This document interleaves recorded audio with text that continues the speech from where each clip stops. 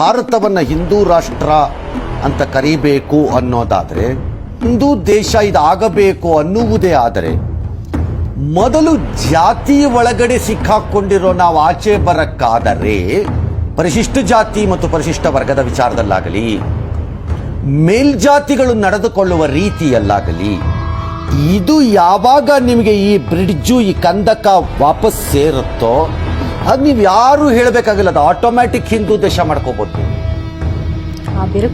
ಮಾಡ್ಕೋಬಹುದು.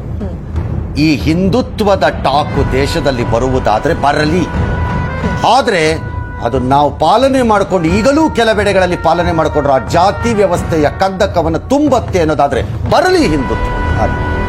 ಈಗಲೂ ಯಾವುದೋ ಹುಡುಗ ನನಗೆ ಫೋನ್ ಮಾಡಿ ನಮ್ಮೂರಲ್ಲಿ ದೇವಸ್ಥಾನಕ್ಕೆ ಬಿಡಲ್ಲ ಅಂತಾನೋ, ಸಲೂನಿಗೆ ಬಿಡಲ್ಲ ಅಂತಾನೋ, ಟೀ ಅಂಗಡಿಗೆ ಬಿಡಲ್ಲ ಅಂತಂದ್ರೆ ಯಾವ ಹಿಂದುತ್ವ ಆಗತ್ತೆ? ಅವಾಗ ಹೆಂಗಾಗತ್ತೆ? ಹಿಂದುತ್ವದಲ್ಲಿ ನೀವು ಅವುಗಳನ್ನೆಲ್ಲ ಹೊರಗಿಟ್ಟು ಹಿಂದುತ್ವ ಕಟ್ತೀವಿ ಅಂತ ಯಾರು ಅನ್ಕೊಂಡಿದ್ರೆ ಅದು ಭ್ರಮೆ, ಅದು ಭ್ರಮೆ. ಅದು ಹಾಗಾಗಿ ಅದನ್ನ ಕಂದಕಾನ ಮುಚ್ಚಿ ಕಟ್ತೀವಿ ಅಂತ ಮುಂದಕ್ಕೆ ಬರ್ತದೆ, ಬರಲಿ ಹಿಂದುತ್ವ. ಯಾರು ಬೇಡ ಅಂದವ್ರು ಅವಾಗ ನೋಡೇ ಬಿಡೋಣ ಆಗತ್ತಾ ಅಂತ.